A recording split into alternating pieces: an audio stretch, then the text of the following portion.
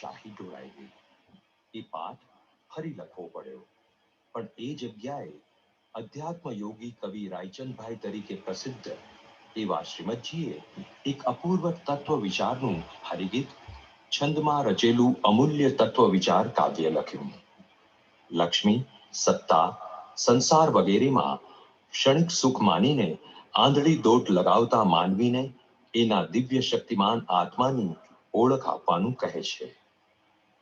દુર્લભ મનુષ્ય ભાવ પામેલા માનવીને આત્મિક જ્ઞાનના પથ પર સમદ્રષ્ટિ સાધીને ચાલવા પ્રેરતા આ કાવ્યમાં કવિતાની સાહજિકતા, તત્વજ્ઞાનનું ઊંડાણ અને જીવન વિશેનો અમૂલ્ય તત્વ વિચાર કેવી છટા અને કેટલી બધી માર્મિકતાથી પ્રગટ થયો છે.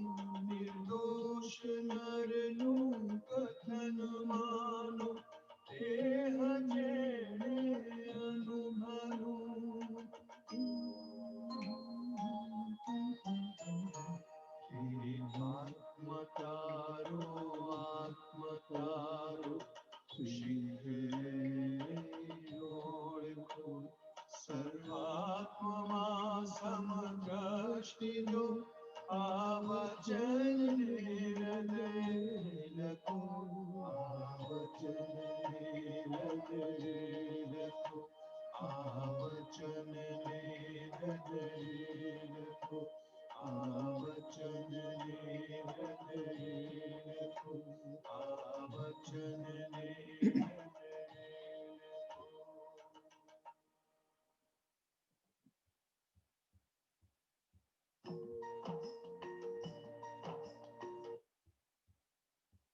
Jai Jirendra, everybody. Today is October 26, 2020, Monday, and we are continuing our class on Atma Siddhi Shastra. तो आत्म सिद्धि शास्त्र में हम 7वीं गाथा पर आए हैं। तो 7वीं गाथा में हमने लास्ट टाइम चालू किया था, तो आगे बढ़ते हैं। इसमें क्या आता है, तो मैं स्लाइड लाता हूं और इसमें से आगे बढ़ते हैं। तो पहले हम 7वीं गाथा देख लेंगे और 7वीं गाथा देखने के बाद में लास्ट टाइम जहां पर हम रुक गए थे वहां से हम चालू करेंगे।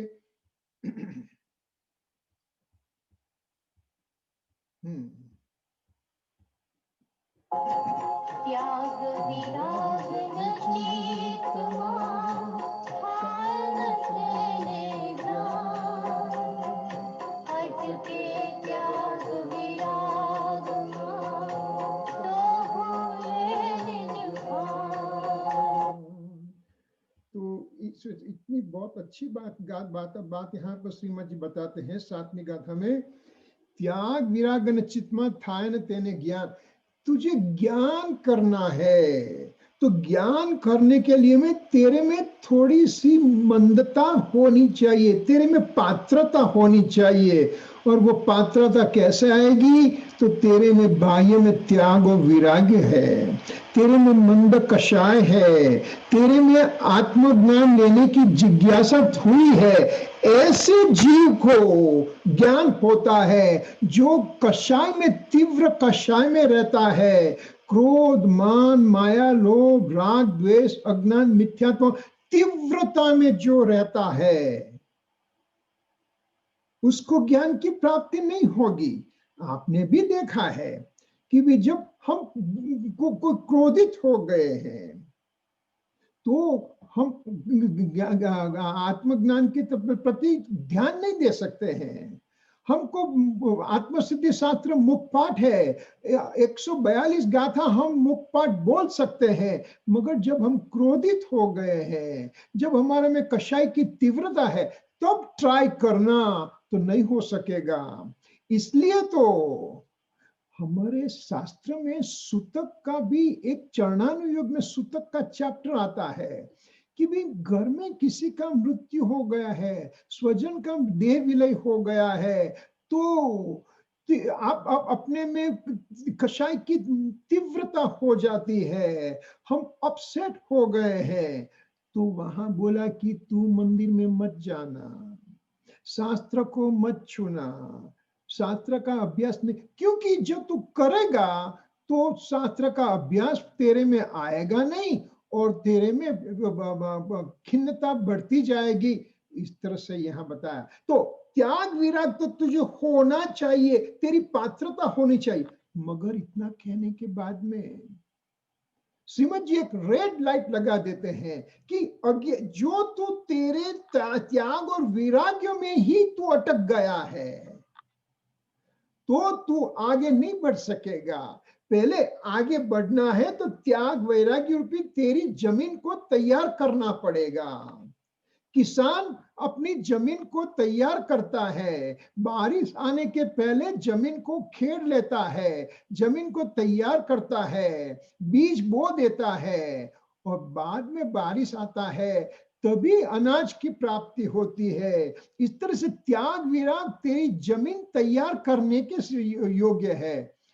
तूने जमीन तैयार कर दी मगर बीज ही नहीं बोया तो क्या होगा, तेरा कार्य नहीं होगा। त्याग विराग तेने ज्ञान अटके त्याग विराग में। अब त्याग विराग में भी अपना सर्वस्व मान लिया, हमने तो बहुत त्याग कर दिया, हमें तो वैराग्य के प्रति आगे बढ़ गए हैं, तो तुझे कभी भी आगे बढ़ने का मौका नहीं मिलेगा। इस तरह से कहने के बाद में जब हम आए थे 15वीं स्लाइड पर आए थे करीबन, तो यहाँ से चालू करते हैं 15वीं स्लाइड से।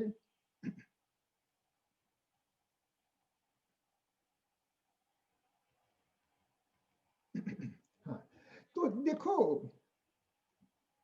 गाथा तो सरल है, समझ में आ सके ऐसी 2 लाइन ही है, मगर हमको वो 2 लाइन में से निष्कर्ष निकालना है कि श्रीमद जी की ये उनके ज्ञान का क्षम इतना था कि 2 लाइन में इतनी इंपॉर्टेंस दे दी है उनको। उन्होंने जो कुछ नहीं जानता है तो बस 2 लाइन पढ़ लिया, चलो अच्छी बात है, शास्त्र की बात आती है, धर्म की बात आती है, मगर जो धर्मी जीव हुआ है, जो अपने कल्याण के लिए तैयार हुआ है, तो ये गाथा में से बहुत से भाव निकल सकते हैं। तुम आप जितना जितना ट्राई करो इतना डीप भाव निकलता जाएगा।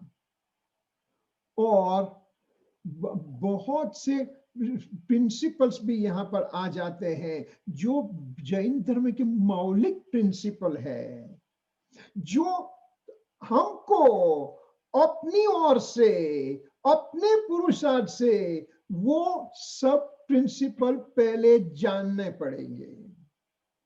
हम नहीं जानेंगे तो हमारा कार्य हम कहां पर भी अटक सकते हैं। तो ये हमारी रिस्पॉन्सिबिलिटी होती है। इसलिए कहां कहां कहीं कहीं पर थोड़ा डिटेल आ जाए, घबराना मत, क्योंकि ये आज नहीं तो कल मुझे ये समझना पड़ेगा ही। तो आज समझ में नहीं आता है तो इतना तो मालूम हुआ कि ऐसी भी बात हो सकती है। तो बाद में ये जिज्ञासा जो बढ़ी है, तो जिज्ञासा से अपना कार्य आगे बढ़ता ही जाएगा, ऐसा शास्त्र में कहा है। स्त्री पुत्र आदि कुटुंब धन आदि का बाह्य त्याग पूर्व में अनंत बार किया है। कितनी दफा मैंने किया है। मेरा एग्जिस्टेंस अनादि अनादि से अनादि से अनादित है, अनादि से मेरा एग्जिस्टेंस है। मैं नित्य हूं। देखो ये नित्यता की बात आती है, अनादि की बात आती है, हम बोलते हैं हाँ चलता है, होता है, अनादि की बात आ गई, मगर अनादि को समझना पड़ेगा, अनंत को समझना, थोड़ा सा ख्याल रखना पड़ेगा। देखो मनुष्य जन्म को ऐसा बताया कि मनुष्य जन्म बहुत कीमती है, बहुत प्रेसियस है। कई कई जगह पर बताया कि इतना रेयर भी है और प्रेसियस है। रेयर तो कितना रेयर है, तो वो बताने के लिए एक एग्जाम्पल दिया गया है कि एक पैसिफिक ओशन में से हम एक एंड वन एंड से एक एंड से एक किनारे से हम एक सोई डाले और दूसरे किनारे से हम एक धागा डाल दे, और वो धागा सोई की नाक में से पसार हो जाए, कब होगा? इम्पॉसिबल है, मगर कब करीबन हो सकेगा, करीबन करीबन करीबन। जो टाइटैनिक पिक्चर में जो बताया था कि वो जो डायमंड था, वो डायमंड गिर जाता है, ओशन में गिर जाता है, तो वो कब मिलेगा तुझे? इस तरह से ये इम्पॉसिबिलिटी को आपको बताया। इस तरह से मानव जन्म है, और ऐसे मानव जन्म तूने कितने किए? अनंत बार तूने मानव जन्म किया है। तो इस तरह से तूने अनंत बार स्त्री पुत्र मकान घर धन आदि सब कुछ त्याग तूने अनंत बार भूतकाल में किया है, फिर भी आत्मधर्म क्यों नहीं हुआ? कुछ कुछ प्रॉब्लम हुआ है, कोई जगह पर मैं अटक गया हूं, कहां पर वो मुझे मालूम नहीं है। अभी अभी तक मालूम नहीं पड़ा उसका अर्थ ऐसा नहीं कि अभी मालूम नहीं पड़ेगा। नहीं, ये अपनी सुबह हो गई है। भाव निद्रा का अंत आ गया है और ज्ञान सुबह, ज्ञान का प्रकाश हो गया है। अभी हम आगे बढ़ने वाले हैं। और कब मेरी मुक्ति होगी? अरे तू आगे बढ़ता जा ये रास्ते पर, तेरी मुक्ति जरूर होगी। ऐसे आचार्य भगवान ने, तीर्थंकर भगवान ने हमारे लिए कहा गया है। प्रथम सच्ची समझ करनी पड़ेगी। देखो, मुझे दौड़ना आता है, कहीं पर भी भिक्षाओं में दौड़ने लगता हूं, मगर जब मुझे सच्चा रास्ता क्या है वो मैं समझता नहीं, मैं दौड़ने लगता हूं। अरे सच्चा रास्ता पूर्व में है और मैं पश्चिम की तरफ दौड़ता हूं, तो मैं कब अपने ध्येय पर पहुंचूंगा?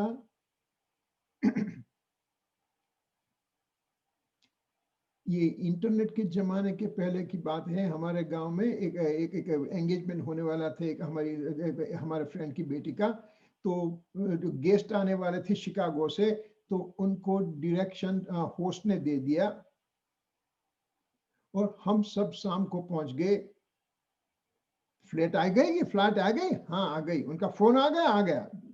कब बस अभी 20 मिनट में आ जाएंगे। 1 घंटा, 2 घंटा, 2.5 घंटा, क्या हुआ क्या हुआ? तो बाद में वो गेस्ट का फोन है कि हम तो यहाँ पर डेजर्ट जैसा लगता है, डार्क हो गया, क्या है? तो बाद में मालूम पड़ा कि जो होस्ट ने डायरेक्शन दिया था वो राइट की जगह पर लेफ्ट बता दिया था, और समथिंग लाइक दैट। तो वो तो उल्टी दिशा में पहुंच गए थे। तो हम भी ऐसी उल्टी दिशा में रनिंग कर रहे हैं, चलते नहीं है, रन कर रहे हैं। तो हमारी मुक्ति कब होगी? तो सोच, तुझे सच्ची समझ करने में, ठहर जा, शांत हो जा, समझ तेरा प्रॉब्लम क्या है और कहां, किस तरह से आगे बढ़ने से तेरी मुक्ति होने वाली है। इस तरह से जब तू समझेगा तो तेरी जो दौड़ अब रॉन्ग पाथ पर जाती है, तो वहां से उठकर तू ये तरफ आएगा और सम्यक दर्शन यहाँ पर है, सम्यक दर्शन की तरफ तू आगे बढ़ेगा। एक एक स्टेप बाद में आएगा, सम्यक दर्शन की तरफ आगे बढ़ेगा। सब चीज समझ करनी पड़ेगी। और रागी पवित्र आत्मा के लक्ष्य राग द्वेष कषाय का नाश होता है। किसका लक्ष्य में करूं? हाँ, मुझे नेक्स्ट वीक प्रेसिडेंट बनना है, तो मेरा लक्ष्य इलेक्शन पर ही है कि मुझे कितने वोट मिले, मैं प्रेसिडेंट हुआ कि नहीं, क्योंकि तेरा ध्येय वो है। तुझे कार लेना है तो तुझे फ्रीवे पर सभी मर्सिडीज कार ही दिखाई देगी। इस तरह से जिस तुझे अब समझ लिया तो क्या करना है। और रागी पवित्र आत्मा, जो राग रहित है, ऐसा पवित्र आत्मा जो है, उसका मुझे लक्ष्य करना पड़ेगा, वो ध्येय बांधना पड़ेगा। तो मेरे में से राग द्वेष कषाय का नाश हो सकता है। देहादि क्रिया का ममत्व और कर्तृत्व के त्याग में शुभ भाव होता है। देखो, तो देहादि की क्रिया करना है, करो, करने में कोई हर्जा नहीं है। उसमें से तेरे में विनय और विवेक आएगा, करना है। मगर वो जो देहादि की क्रिया की ओर मेरा ममत्व और कर्तृत्व है, मैं शरीर को भूखा रख सकता हूं।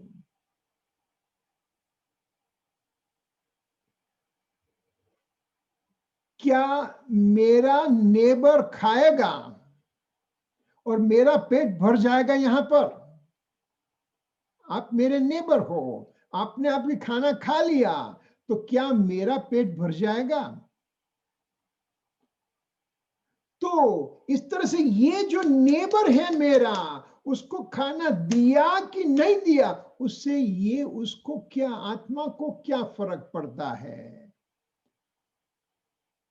ऐसा जानकर आपको उपवास करना है, करो, मगर उससे मेरा कुछ कुछ क्रिया कुछ पॉजिटिव क्रिया हुई है, अरे तेरा शुभ भाव हुआ है, बस इतना ही है।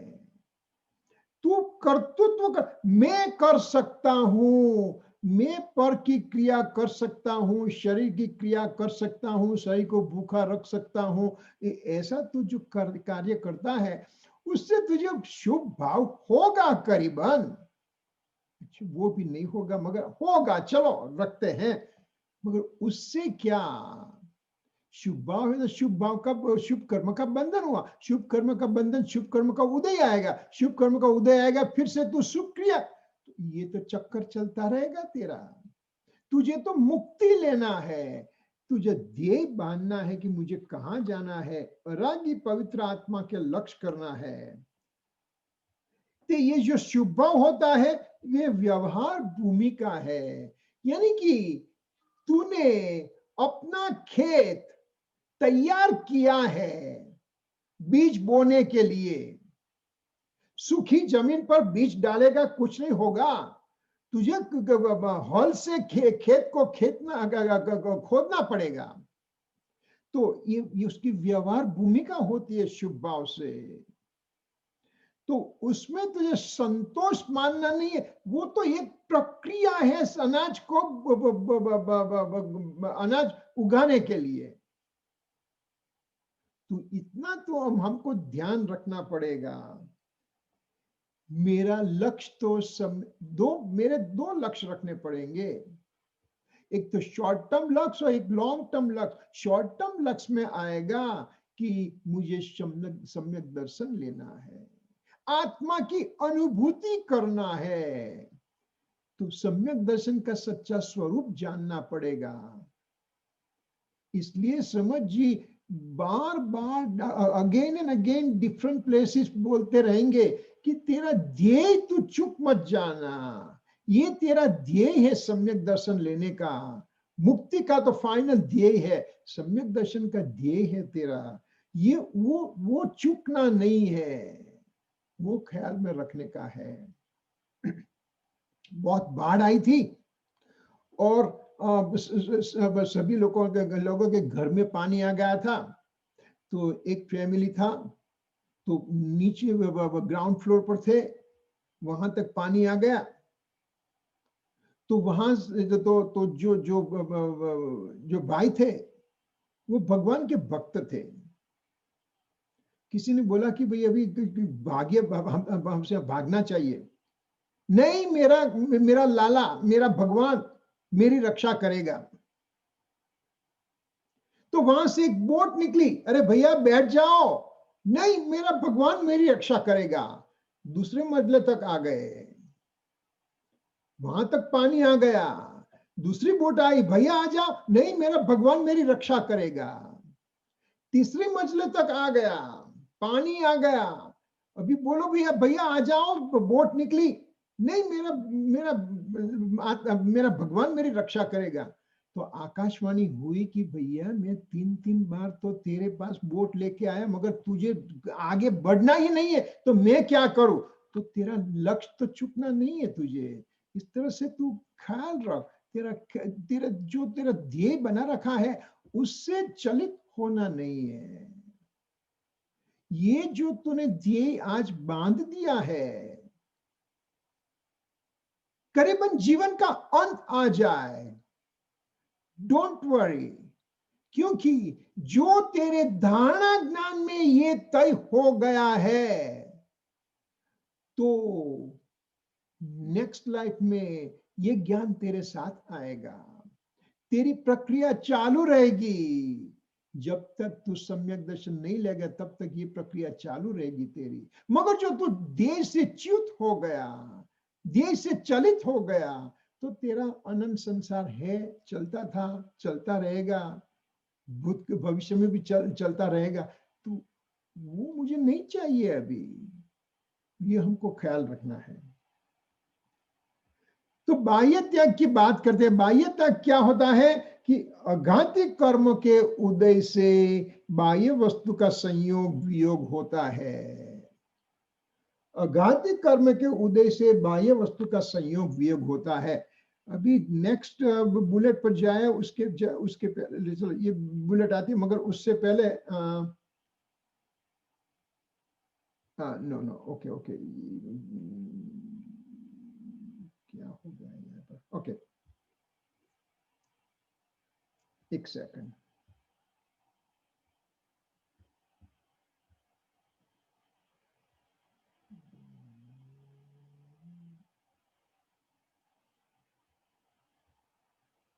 Okay no problem.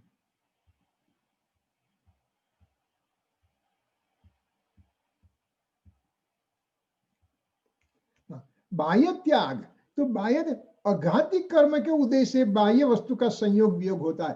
अघाती कर्म क्या होता है?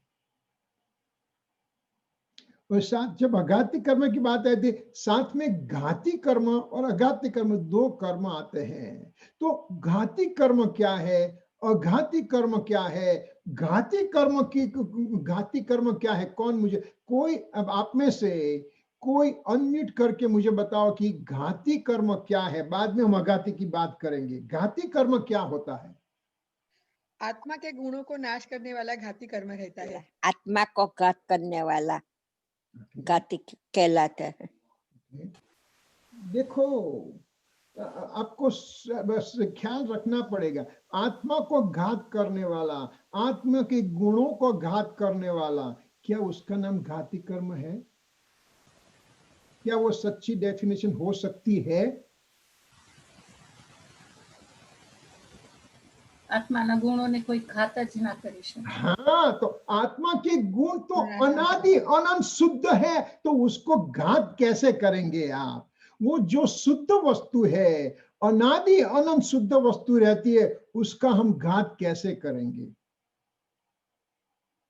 कर्म और आत्मा का घात कैसे करेंगे? आत्मा तो द्रव्य, आत्मा द्रव्य नित्य छे, पर्याय पलटाए बाळादि व त्रण एનું જ્ઞાન એકને થાય। श्रीमद जी ने कहा है आत्मा द्रव्य से नित्य है, तो गुण से भी आत्मा नित्य है। तो आत्मा को घात, देखो ये रूटीनली हम बोलते हैं, कुछ भी बोलो, बोलने में कोई फर्क नहीं पड़ेगा, मगर समझ होनी चाहिए कि मैं क्या कह रहा हूं। आत्मा के गुणों को प्रकट नहीं होने देते घाती कर्म, इज दैट करेक्ट? गुण तो अनादि अनंत प्रकट ही है, गुण तो है ही। आवरण करते हैं, उसको आवरण करते हैं। आवरण तो आवरण से, यानी कि किसने आवरण किया? बोलो, अच्छी बात है जैनेन्द्र जी। कर्मों ने आवरण किया। तो यानी कि कर्म है वो तो पुद्गल द्रव्य है, मैं चेतन द्रव्य हूं, तो पुद्गल द्रव्य मुझ चेतन को आवरण कर सकते हैं, इसलिए मेरा कार्य नहीं होता है। इस तरह से हमको देखने का है, यानी कि कर्म से मेरा प्रॉब्लम हुआ ना? ના कर्म जनित તો નિમિત્ત, એ તો નિમિત્તની અપેક્ષા છે. तो सच्ची बात क्या होगी बोलो? कर्म जनित भाव is something that obstructs it. भाव, તમારા પોતાના ભાવ, कर्म जनित भाव। ओके, हाँ चलो अच्छी बात है ना। आप almost, you are almost there. क्या देखो, विभाव, स्वभाव वर्सेस विभाव। हाँ, तो विभाव भाव, स्वभावમાં ન રહેવાનું અને વિભાવ ભાવ। पर घाती कर्म ने क्या किया? आपने बताया, अच्छा बताया, स्वभाव में मैं नहीं रहता हूँ, विभाव में मैं आ जाता हूँ, तो वो तो स्वभाव में से विभाव, तो घाती कर्म ने क्या किया? तो ઘાતી કર્મ ખાલી નિમિત્ત છે, એના સ્વભાવને લીધે પરિણમન કરવાના બધા વિભાગ ભાવે પરિણમન થાય છે, ત્યારે ઘાતી કર્મ એમાં નિમિત્ત છે। ઘાતી કર્મના ઉદયથી બાહ્ય સંયોગ મળે છે, બાહ્ય સંયોગ ઉપર જીવ દ્રષ્ટિ કરે છે, એટલે વિભાવ ભાવ થાય છે। बहुत बढ़िया, बहुत बढ़िया। सो देखो, भानु बहन जी और कला बहन ने जो बताया, वो बहुत इंपॉर्टेंट पॉइंट है, वो समझना पड़ेगा हमको। देखो, ये घाती कर्म है, अघाती कर्म है, ये सब है, मगर वो मुझे क्या कर सकते हैं? तो कला बहन ने बहुत अच्छी तरह से बताया कि मैं अपने आप से, मैं राग द्वेष क्रोध मान माया लोभ में अपने आप से अपनी मर्जी से गया, तब सामने जो कर्म का उदय का निमित्त था, निमित्त देखो हमने पहले भी निमित्त की परिभाषा पर बहुत जोर से जोर दिया था, फिर से ले लेंगे आज, कि जो मेरे में अपनी ओर से, मेरी ओर से मैंने स्वभाव में से विभाव में गया, जो किसी ने बोला ना स्वभाव से विभाव में गया, मैं अपने आप से स्वभाव से विभाव में गया, तब सामने निमित्त के रूप में कर्म खड़े थे, बस इतना था, तो उसको हमने घाती कर्म नाम दे दिया। यहां पर मेरे में अपने आप से ज्ञान की हीनता हुई, तो सामने ज्ञानावरण कर्म खड़े हैं बस, मगर उन्होंने कुछ नहीं किया है। निमित्त की परिभाषा यहां हम ले लेंगे, उपादान से उपादान में कार्य होता है, तब अनुकूल परिस्थिति को निमित्त का आरोप दिया जाता है। ज्ञान की हीनता मेरे में हुई उपादान के रूप से, निज अपने पुरुषार्थ से, तब सामने जो कर्म का उदय खड़ा था उसको ज्ञानावरण कर्म का नाम दिया गया। यहां पर मैंने क्रोध मान माया लोभ करा, तब सामने द्रव्य कर्म का, मोहनीय द्रव्य कर्म का उदय खड़ा था, तो ये मेरे में राग द्वेष क्रोध मान माया लोभ मेरे अपने से मैंने किया है, तब सामने ये कर्म का उदय खड़ा है, उसको हमने मोहनीय कर्म यानी मोहनीय कर्म का यानी कि घाती कर्म का नाम दिया। तो कर्म ने क्या किया, वो तो इनर्ट है, उन्होंने कुछ नहीं किया, उन्होंने बताया कि अंदर क्या चल रहा है। घाती कर्म का उदय बताता है, ज्ञानावरण का उदय बताता है, यहाँ ज्ञान की हीनता चल रही है। मोहनीय कर्म का उदय बताता है, यहाँ राग द्वेष क्रोध मान माया, मगर दोनों इंडिपेंडेंट अवस्था है। तो ये हमको ख्याल रखना। देखो सिंपल, यहाँ तो इतना कहा, इतना करके हम चले जाएंगे, चलेगा? कुछ अघाती कर्म के उदय से बाह्य वस्तु का संयोग वियोग होता है, बस इतना, चलो हो गया। नहीं, हमको एक एक सेंटेंस को समझना पड़ेगा। इसलिए मैंने सूरत में बोला कि बहुत से अभ्यासी भी है यहाँ पर, तो उनको भी मालूम है कि सच्ची बात क्या है, तो हमको भी मालूम होना चाहिए। बाद में आप कुछ भी बोलो, मगर ख्याल में होना चाहिए कि ये जो कर्म है वो निमित्त अपेक्षा से है। निमित्त कुछ नहीं कर सकता है, निमित्त की हाजिरी है मगर कुछ कर नहीं सकता है। तो अघाती कर्म के उदय से क्या मिलता है, तो मुझे जो कुछ संयोग प्राप्त होने वाले थे, इष्ट का संयोग, अनिष्ट का संयोग, इष्ट का वियोग, अनिष्ट का वियोग, जो संयोग वियोग होने वाले थे मेरे में अपनी ओर से, तब सामने कर्म का उदय खड़ा है, उसका नाम अघाती कर्म देंगे हम। तो अघाती कर्म के उदय के निमित्त से, यहाँ एक शब्द गर्भित है कि उदय के निमित्त से बाह्य वस्तु का संयोग वियोग होता है। अघाती कर्म तुझे कुछ नहीं कर सकते हैं। जो पार्श्वनाथ, मुनि पार्श्वनाथ जब अपने छठे सातवें गुण स्थानक में है, सातवें गुण स्थानक में है और अभी श्रेणी लेने वाले हैं, तो वो जो कमठ का उपसर्ग होता है, तो कमठ उपसर्ग करता है, चट्टाने फेंकता है, अग्नि फेंकता है, बारिश कराता है, मगर वो तो संयोग हुआ। संयोग हुआ तो पार्श्वनाथ के शुद्ध आत्मा को क्या फर्क पड़ा? अनिष्ट का संयोग हुआ, आत्मा को क्या हुआ? अरे शरीर को भी कुछ नहीं हुआ, उनका शरीर भी व्रज ऋषभ नाराज संगयन था, तो ये सब कुछ उसको कुछ टच भी नहीं किया। मगर आत्मा को क्या हुआ? कुछ नहीं, आत्मा तो अतीन्द्रिय आनंद में मग्न हो गया है। वो अपने भाव में मग्न हो गया और श्रेणी की तैयारी में है अभी। उस तरह वहां वही जगह पर धर्मेंद्र आके रक्षा करता है, तो भी पार्श्वनाथ, मुनि पार्श्वनाथ के आत्मा को क्या फर्क पड़ा? धर्मेंद्र संयोग देता है, शुभ अच्छा संयोग देता है, और कमठ बुरा संयोग देता है, मगर आत्मा को क्या? कुछ नहीं, ऐसा कुछ असर नहीं पड़ता है। इस तरह से ये अघाती कर्म होते हैं। वो मुझे संयोग दे सकते हैं, मगर संयोग वियोग से मेरे आत्मा में कोई फर्क नहीं पड़ने वाला है। इस तरह से हमको देखने का है। अभी आगे बढ़ते हैं। बाह्य वस्तु का लेना देना छोड़ना मैं करता हूं, ऐसी मान्यता मिथ्या है। मैं आत्मद्रव्य हूं, मैं शरीर को कुछ कर सकता हूं, शरीर को सशक्त रखता हूं, शरीर को खाना दे सकता हूं, पीना दे सकता हूं, मैं वेट कम कर सकता हूं, मैं वेट बढ़ा सकता हूं। अरे पर की क्रिया तू कैसे करेगा? पर का लेना देना तो तेरे में है ही नहीं। उसके लिए एक स्लाइड देख लेते हैं। Let me bring that slide, बहुत अच्छी स्लाइड है।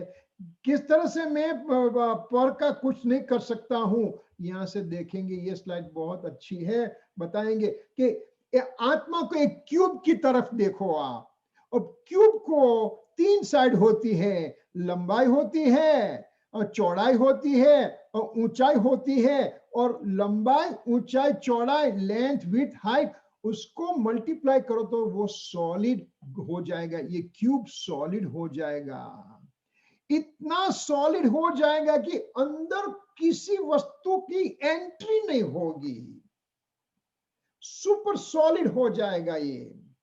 गुरुदेव श्री कांजी स्वामी एग्जाम्पल देते थे कि विंटर में जो घी होता है, देसी घी होता है, वो इतना जम जाता है, इतना जम जाता है कि तू अंदर तबेथा डालेगा, चम्मच डालेगा, वो भी कुछ नहीं होगा, नहीं जा सकेगा, इतना सॉलिड हो जाएगा। इस तरह से ये तेरा आत्मा सॉलिड है। ये लंबाई की जगह पर अनादि अनंत के समय हम ले लेते हैं।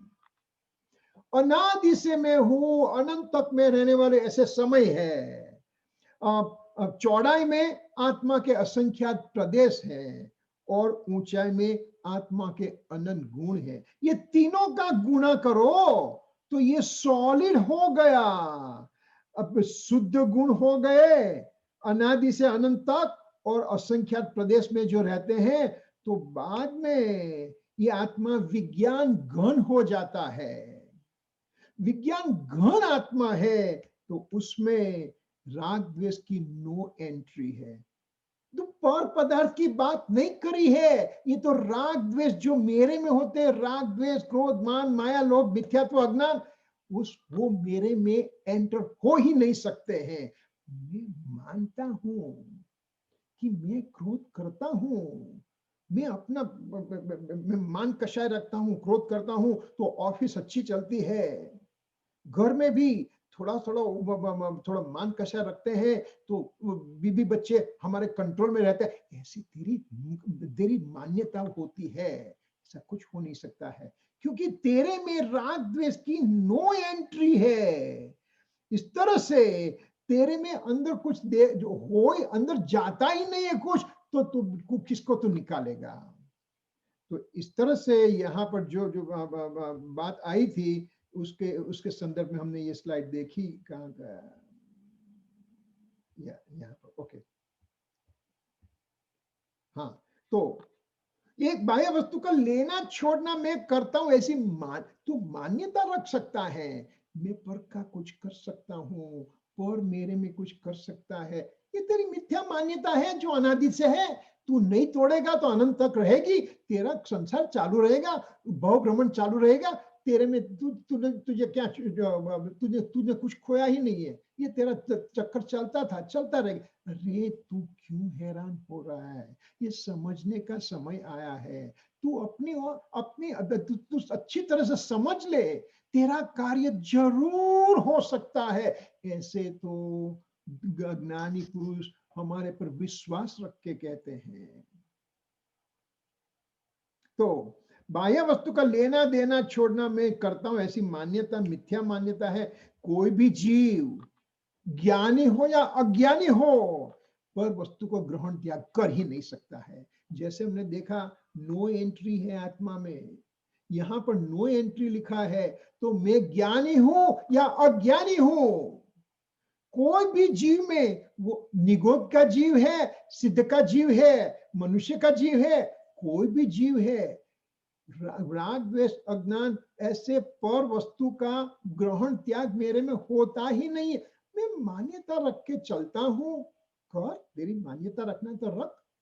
ये मान्यता तोड़ने का अवसर आया है, ऐसा श्रीमद जी हमको कहते हैं कि तुझे बहुपुण्य केरा पुंज थी सुपदेह मानव नो मळ्यो तो ए भव अरे भव चक्र नो आटो नहीं एके टळ्यो।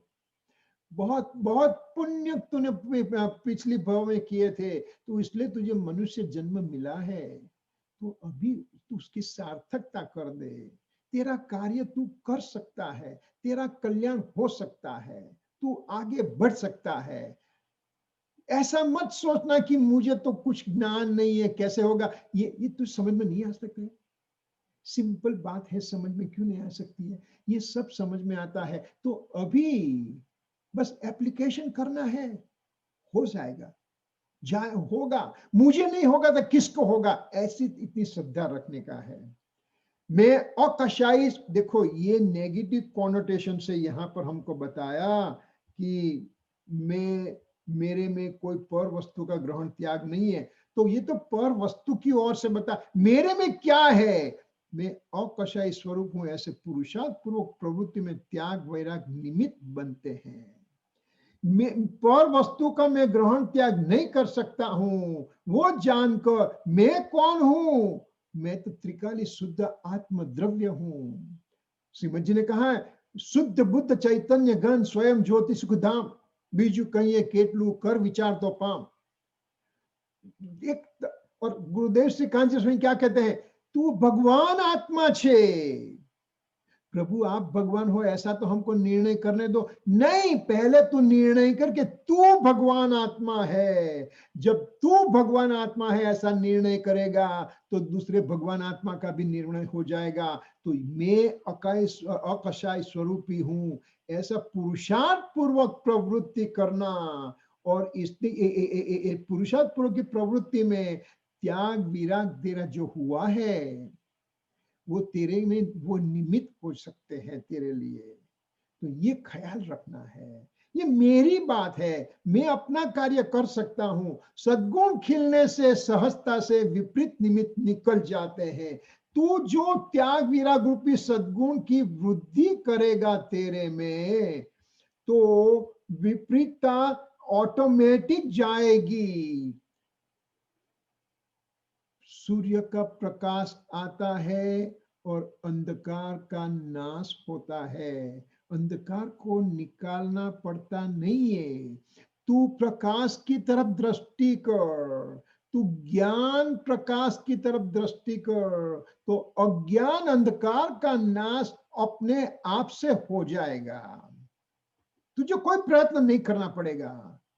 तू ज्ञान की तरफ आगे बढ़, यानी कि तू समझ। तो इसलिए जैन प्रिंसिपल में कहा, तू स्वाध्याय कर, मैं क्या करूं, स्वाध्याय कर, मैं क्या करूं, स्वाध्याय कर। क्यों? स्वाध्याय से तेरा सच्चा स्वरूप क्या है, मैं कौन हूं, मैं कहां से आया हूं, मेरा सच्चा स्वरूप क्या है, वो जब मालूम पड़ जाएगा तो ये जब दुनिया संसार की जो झंझट में पड़ा हूं मैं, वो ऑटोमेटिक कम होती जाएगी। अरे तू अपने पुरुषार्थ से कर दे, कोई धक्का मार के तुझे बताएगा कि ये करो ऐसा, और ये मत करो, ऐसा नहीं। मैंने देखे हैं कि भाई वो एक 82 ईयर ओल्ड का सर्जन था, डॉक्टर, उसका हाथ दुरुस्ता है, तो डॉक्टर्स लाउंज में खाता है तो यहाँ 2 3 4 नैपकिन लगाता है और खाता है। अरे भाई तू क्यों काम करता है? मुझे काम अच्छा लगता है। उसको धक्के मार मार कर निकाला जाएगा। अरे तू अपनी स्वेच्छा से निवृत्ति ले ले। कितना तू पैसा कमाना है ना तुझे, कितना चाहिए, कितनी रोटी तू खाएगा? 2 3 4 5 6 कितनी खाएगा तू? इसके लिए ये सब धमाल करता है तू। तो स्वेच्छा से निवृत्ति लेकर अपने आत्मा की तरफ बढ़ने का प्रयत्न कर। ये तुझे भवों भव के दुख दूर करने में मदद करने वाला है। तो इसको हम कैसे कर? उपदेश में निमित्त वाक्य आते हैं, उपदेश में आएगा, निमित्त की बात आएगी, मगर उसका गूढ़ अर्थ जानना पड़ेगा। गोमट सार ले लो आप, षट खंडागम ले लो आप, वो जो ओरिजिनल कर्म ग्रंथ के शास्त्रों हैं, पुष्पदंत बुद्ध बलि ने जो लिखे हैं 2000 साल पहले लिखे हैं, ये सब शास्त्र है। उसमें ऐसा आएगा, ज्ञानावरण कर्म से ज्ञान का आवरण होता है। अरे अभी 15 मिनट पहले 20 मिनट पहले हमने बोला कि भी ज्ञान का आवरण, ज्ञानावरण कुछ नहीं कर सकता है, और आपने तो शास्त्र का रेफरेंस देके बता दिया कि भी सतखंडागम में लिखा है कि ज्ञानावरण से ज्ञान का आवरण होता है। निमित्त का कथन है, निमित्त के रूप में ज्ञानावरण कर्म खड़े हैं, वो बताने के लिए ऐसा बताया है। तो तुझे समझना पड़ेगा, इसलिए शब्द आया गूढ़ार्थ। गूढ़ अर्थ उसका जानना पड़ेगा कि खरेखर वस्तु स्वरूप क्या है। तू सच्चे स्वरूप जान गया, बाद में कुछ भी बोल चलेगा। मोक्षमार्ग प्रकाशक में आया, देखो कोई पण कार्य में 5 समवाय होते हैं, पुरुषार्थ, काल लब्धि, भवितव्यता, स्वभाव और निमित्त। 5 कारण होते हैं तब कार्य होता है, ऐसा शास्त्र में आता है। अभी डिटेल में नहीं जाएंगे, वो एक नया चैप्टर है, हम आगे बढ़ते ही जाएंगे तब लेंगे। मगर उसमें क्या बताया, 5 समवाय होने से कार्य होता है। तो टोडरमल जी ने मोक्षमार्ग प्रकाशक में लिखा, पुरुषार्थ से ही कार्य की सिद्धि। अरे भैया 5 समवाय से सिद्धि होती है, अब पुरुषार्थ की बात क्यों करते हो? तो कि यहां पर पुरुषार्थ प्रधान कथन बताया, यानी कि ये 4 भी वहां पर गौण रूप से हाजिर है, मगर पुरुषार्थ की प्रधानता बतानी है, इसलिए बोला पुरुषार्थ से ही कार्य की सिद्धि। तो ये ही जो बताया यहां पर, तो राजमल जी पांडे ने जब समय सार कलश पर जो टीका लिखी है, उसमें उन्होंने क्या बताया, कुछ भी कर, कुछ भी पुरुषार्थ कर, जब तेरी काल लब्धि नहीं होगी तो कार्य नहीं होगा। अरे यहां पर पुरुषार्थ से कार्य की सिद्धि, यहां काल लब्धि से कार्य। अरे कार्य काल लब्धि की बात करके बाकी के 4 समवाय को गौण रूप से वहां बताया, और वहां मुख्य रूप से तुझे काल लब्धि की बात बतानी थी। यहाँ पर ये गोमट सार में और वो सब शास्त्रों में ज्ञानावरण कर्म से ज्ञान का आवरण होता है, वहां पर निमित्त की प्रधानता से कथन है। 5 समवाय है मगर निमित्त। इसलिए मुझे कंफ्यूज होना जरूरी नहीं है, इसलिए हम धीरे धीरे चलेंगे तो ये सभी एक गाथाओं में कितना कितना भाव निकलता है वो हमको मालूम पड़ेगा। बहुत आनंद आएगा उसको जानने से। आगे बढ़ते हैं। If you question just stop me any place, okay please. आत्मा असंयोग निर्मल है, आत्मा में कोई संयोग होता नहीं है, किसी की भी एंट्री नहीं है। तो मैंने किसको ग्रहण किया? ये फोन मेरा है। जब मैं बोलता हूं तो ये मैंने अपनापन यहां लगाया, वो मेरा मिथ्यात्व हो गया। हाँ, आत्मा में पर संयोग से उदय कर्म के संयोग से रागादि भाव की उत्पत्ति होती है। जैसे भानुबेन जी ने बताया था कि आत्मा में पर संयोग से और उदय कर्म के संयोग से रागादि भाव की उत्पत्ति होती है। जो कर्म का उदय यहां हुआ है बस, मगर रागादि भाव की उत्पत्ति तो मैंने स्वतंत्रता से अपने आप से की है। केले का छिलका पड़ा है रास्ते में और मैं गिर गया, तो केले के छिलके पर मेरा पांव पड़ा, इसलिए मैं गिर गया, इसलिए मेरा फ्रैक्चर हुआ। तो मैंने छिलके को ब्लेम किया, मगर मेरे पहले वो कलाबेन पास हुई थी, भानुबेन पास हुए थे, उनको जैनेन्द्र जी पास हुए थे, उनको कुछ नहीं हुआ। वो ध्यान रख के चलते थे, उनको कुछ नहीं हुआ। और मैं यहाँ देखता देखता चलता हूं और मैं गिर गया। तो प्रॉब्लम किसका हुआ? छिलके का हुआ या मेरा हुआ? तो यहां रागादि भाव की उत्पत्ति किसने की? मैंने अपने आप स्वतंत्रता से मैंने करी है। तब कर्म के उदय संयोग के रूप में पर का संयोग, कर्म का संयोग है।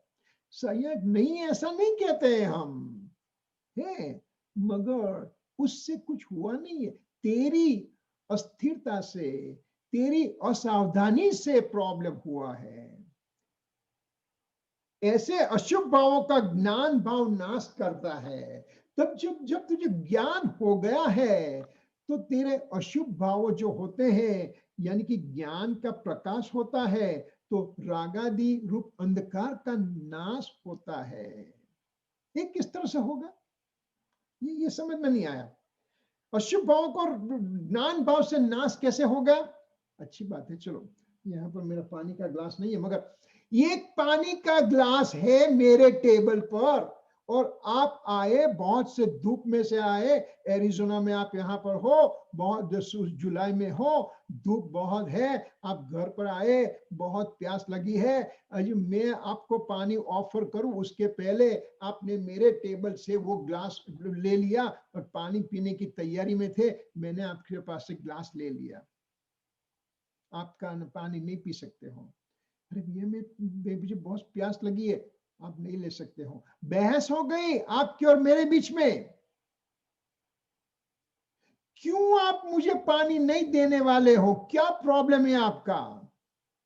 एक सेंटेंस का मैंने ज्ञान कराया वहां पर, एक ही सेंटेंस का, कि ये पानी में जहर है। इतना ज्ञान तुझे हुआ, इतना ज्ञान हुआ, तो ये पानी को छोड़ने में कितना टाइम लगा? एक दिन, एक घंटा, आधा घंटा, एक मिनट, कब हुआ वो त्याग? तेज क्षण उसी ही क्षण पर, उसी ही क्षण पर उसका त्याग हो गया। तो ये जो तू ज्ञान करता है कि मैं कौन हूं, मेरा स्वरूप क्या है, जब मैं जानता हूं मेरा सच्चा स्वरूप क्या है, मेरे में कोई राग द्वेष की एंट्री नहीं होती है, तो ये अशुभ भाव कहां जाएंगे? अशुभ भाव की निवृत्ति हो जाएगी। तो इस तरह से ये ज्ञान, इसलिए जैन धर्म ज्ञान प्रधानी है। और तुझे ज्ञान हो, तू संगनी पंचेंद्रिय मनुष्य है, तेरे में सच्चा बुरा का सोच करने की ताकत है। तो मेरा श्रेय कहां पर है वो तू सोच सकता है। हाँ, छोटे बच्चे को मालूम नहीं था तो उसने वो अग्नि में हाथ रखा, मगर अभी कभी भी रखेगा नहीं। तो मैं अशुभ भावों के अंदर हाथ रख के आया हूं, दुखी होके आया हूं, तो भी मैं क्यों ऐसा करता हूं? फिर से again and again and again क्यों करता हूं? ये आचार्य भगवान को आश्चर्य होता है। हमको आचार्य भगवान को निराश नहीं करना है। आचार्य भगवान ने जो हमको बताया है, तीर्थंकर ने बताया है, ज्ञानी पुरुषों ने बताया है, सभी ने जो बताया है, वो हमको जानकर अपना कार्य करना है। तो ऐसे व्यवहार को ज्ञान क्रिया कहते हैं। ये ज्ञान से ये दूर हो गया। मगर ज्ञान ऐसा कोई वस्तु दूर करने का प्रयत्न नहीं करता है। ज्ञान तो अपने में सीमित होने का प्रयत्न करता है, तो साथ में ये जो निकल जाता है उसको व्यवहार क्रिया कहते हैं। देहादि जड़ क्रिया में कोई व्यवहार नहीं होता है। जब तू ज्ञान करता है, जब तू ज्ञान करके आत्मा में स्थिर होता है, रागादि की उत्पत्ति नहीं होती है, वो तेरा व्यवहार हो गया और आत्मा में स्थिर हो गया, वो तेरा निश्चय हो गया। शरीर की क्रिया को जो तू व्यवहार करके घूमता फिरता है, उसको कोई व्यवहार का विरुद्ध मिलने वाला नहीं है।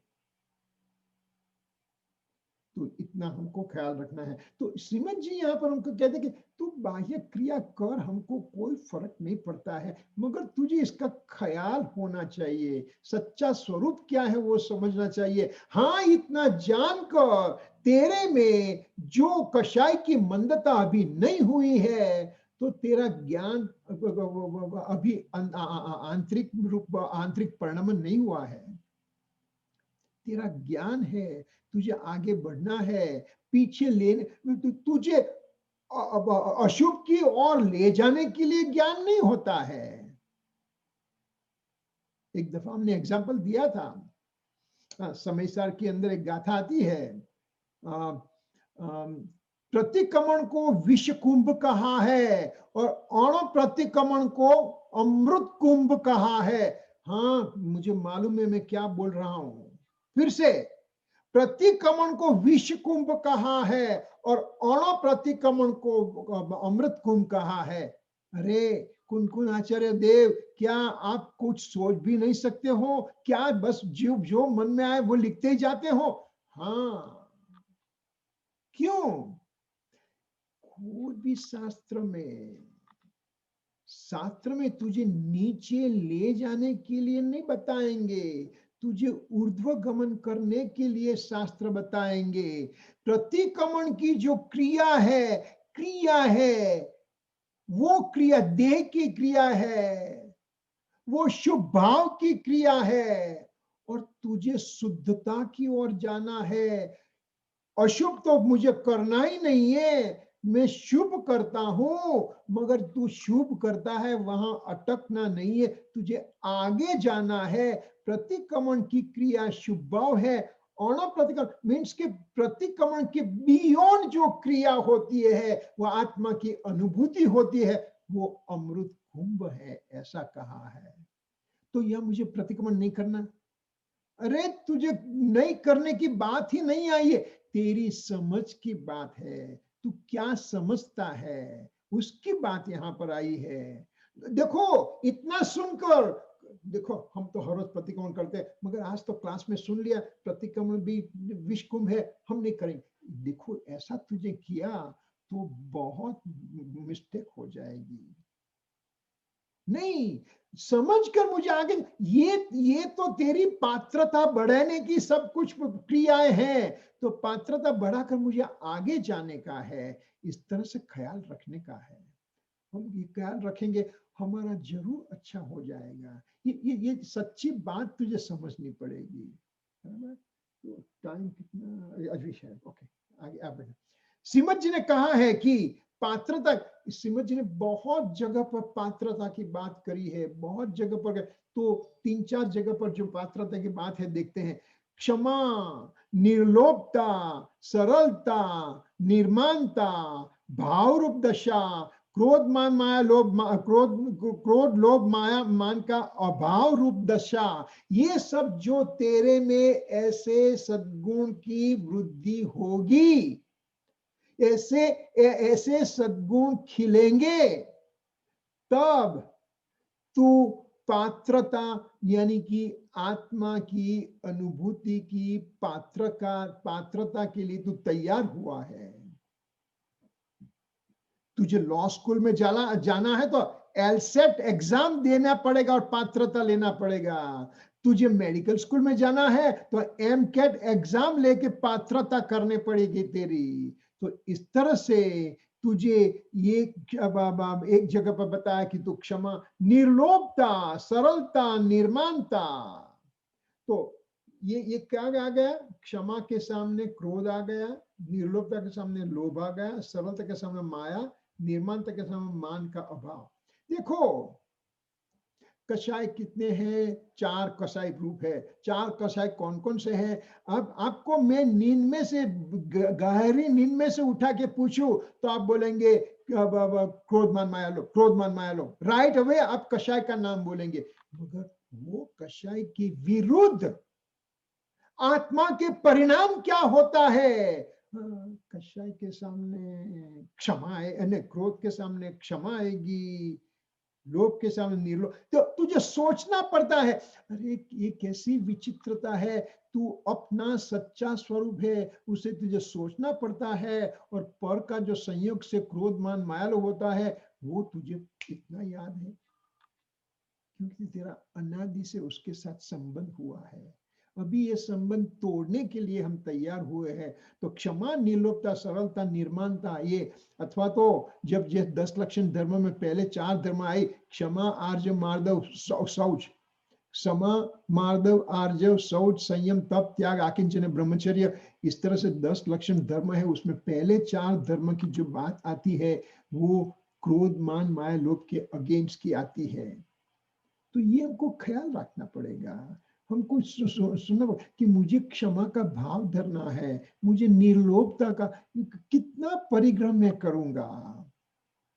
मेरे पास बहुत से कपड़े हैं, मगर एट ए टाइम में तो एक पैर ही पहन सकता हूं ना। तो इतना तू सोचेगा तो तेरे में लोभ भी कम हो सकता है। दूसरी जगह पर कहा है कि संसार के प्रति उदासीनता, विषय भोग के प्रति अनासक्ति, देहादि ममत्व की मंदता, मानादि कषाय की मंदता। तो यहाँ पर फिर से दूसरे एंगल से श्रीमद जी बताते हैं कि संसार यानी कि मेरे में जो पर तरफ की वृत्ति है उसकी तरफ उदासीन भाव रखना का है। हाँ है मेरे पास, इट्स उसका कोई अभिमान लेने की जगह नहीं है, जरूरत नहीं है। तुझे जो कुछ मिला है वो पूर्व कर्म के उदय से मिला है। डिट्रॉइट में या मिशिगन में एक आदमी लॉटरी लेने के गया, भूल से 2 टिकट ले ली उसने, और घर पर आके देखा तो उसको दोनों में से $1-1 मिलियन मिले। तो वहां पर बताया कि कौन सा नंबर रखा था, फैमिली मेंबर की बर्थडे का नंबर रखा था। तो कल मैं भी जाऊं, मेरे बेबी बच्चे का बर्थडे याद करके मैं भी वो लॉटरी टिकट ले लूं। अरे तेरे में उदय होकर तेरे में जो होने वाला है वही तुझे मिलने वाला है। तो वो डिट्रॉइट वाला को मिला इसलिए तुझे मिशिगन में मिला इसलिए तुझे मिलेगा, ऐसा नहीं है कोई। तो संसार के प्रति, विषय भोग के प्रति अनासक्ति, तू 5 इंद्रिय के विषयों के प्रति जो तू रात दिन घूमता फिरता है उसके प्रति अनासक्त भाव रखना है। देहादि का ममत्व, देह आदि का ममत्व कम करना है। मेरा घर सबसे ब्यूटीफुल है, सुंदर है, मेरी ये स्ट्रीट पर आ जाओ, किसी को भी बताओ बेस्ट हाउस कौन सा है, मेरा घर दिखाएंगे। अरे क्या वो तो तू सबकी क्या ममत्व रखेगा? तू कल तू मर जाएगा तो घर तेरे साथ आएगा ना, पैसे रुपये पैसे तेरे पास आएंगे। मानादि कषाय की मंदता, मान नहीं होता तो मोक्ष यहाँ पर है, ऐसा श्रीमद जी ने कहीं पर लिखा है। यानी कि तू मान कषाय नहीं करेगा तो तुझे मोक्ष यहाँ मिल सकता है। मनुष्य जन्म, मनुष्य की गति में सबसे चारों 4 कषाय की प्रधानता में मान कषाय की प्रधानता है। इसलिए श्रीमद जी ने कहा मान नहीं होता तो मोक्ष यहाँ पर है। देव गति में लोभ की प्रधानता है, तिर्यंश में मान की प्रधानता है, और नरक गति में क्रोध की प्रधानता है। तो मैं यहाँ पर हम सबको मान की प्रधानता है। आपने मुझे मान नहीं दिया तो बस आप मेरे लिए अच्छे नहीं हो। तो ये मान कैसा है? इसलिए तू मंदिर में आ, मान स्तंभ के पास से पसार हो जा, तेरे मान गल जाता है और तू निर्माणता के रूप में प्रभु के पास जाके अपनी भक्ति करता है। विशाल बुद्धि, मध्यस्थता, सरलता, जितेंद्रियपना, ये भी पात्रता के लिए बताया गया है कि विशाल बुद्धि, तू तेरी बुद्धि कम विशाल कर दे, वसुधैव कुटुंबकम ऐसा तू सोच, तो तेरे में से राग द्वेष कम हो जाएंगे। मध्यस्थ भाव रख तू, सरलता और जितेंद्रियपना, इंद्रियों के प्रति मुझे जीतना है, ऐसे जितेंद्रियपना। सम्यक निर्वेक अनुकंपा, अपने सत्स्वरूप प्रति श्रद्धा। ये तो एक बड़ा चैप्टर है, ये अब हम जब आगे बढ़ेंगे आएंगे, ये दोनों चैप्टर आगे बढ़ेंगे तो आएंगे। सम यानी कि कषाय की मंदता, संवेद यानी कि मोक्ष की अभिलाषा, निर्वेद यानी कि ये संसार के प्रति उदासीनता, अनुकंपा यानी सभी एकेंद्रिय से पंचेंद्रिय जीवों के प्रति अनुकंपा का भाव होना, और सत्स्वरूप के प्रति श्रद्धा करना, ये सब पात्रता के लिए जरूरी है, ऐसा श्रीमद जी ने बताया। मगर यहाँ पर तू अटक गया कि ये तो मैंने कर दिया, बस मेरा कार्य होगा। अरे ये तो तेरा अल्प विराम है, आगे बढ़कर तुझे पूर्ण विराम लेना है, मुक्ति लेना है। तो इस तरह से यहाँ पर हम देखेंगे, ये देखा है। तो आगे कोई क्वेश्चन है तो लेते हैं, couple of minutes. Kirit bhai, I think you're going to take Vishal Buddhi next time. So we should, can you explain? Vishal Buddhi masu levo. Yeah, no, we will take it. We will take it. No problem. Yeah. Acha. Anything else? Any suggestions or anything? Any question? Oh yeah. Next week में वो क्या होता है, वो daylight saving time is changing. मगर हमारा programme ऐसे रहेगा, फिनिक्स के लिए जो Arizona does not change time, सारे कंट्री में we are only the wisest guy not changing time, but because we don't change it, so we get punishment, maximum punishment. So Arizona people, we will instead of 5:30 we will start at 6:30. Magar 5:30 for Los Angeles, 6:30 for Phoenix, 7:30 for Midwest, and 8:30 for East Coast. So most of the places time will remain the same, except Phoenix will be changing. Okay, all right. ફિનિક્સ ધ્રુવ તત્વ છે, એને કઈ ના થાય. Yeah, that's very good. Good. That's very nice. Kirit ભાઈ, અરાગી અને નિરાગી નો ડિફરન્સ શું છે? સેમ. Basically okay. રાગ વગર એટલે અરાગી, કોકો ની એટલે એને છે ને, એને પેલા આપણે અવ્યય છે, અવ્યય છે ને, ની પણ અવ્યય છે. એટલે સંસ્કૃત ભાષામાં અવ્યય થી એનો અર્થ બદલાઈ જાય, એટલે અ મૂકો તો નેગેટિવ અર્થ થાય, ની મૂકો તો પણ નેગેટિવ અર્થ થઈ શકે, એટલે એ રીતે. Okay, thank you. Alright. Anything else before we close? Okay. જે સ્વરૂપ સમજ્યા વિના પામ્યો દુઃખ અનંત, समझाव्यों ते पद नमो श्री सदगुरु भगवन, परम पुरुष प्रभु सदगुरु परम ज्ञान सुखधाम, जेने आप्यो बाननीस तेने सदा प्रणाम, देह छता जेनी दशा वर्ते देहातीत, ते ज्ञानीना चरणमा वंदनाग्नि, ओ वंदनाग्नि. जय जिनेन्द्र. मिच्छामि दुक्कडम. जय जिनेन्द्र. जय जिनेन्द्र. जय जिनेन्द्र. जय जिनेन्द्र. જય જિનેન્દ્ર.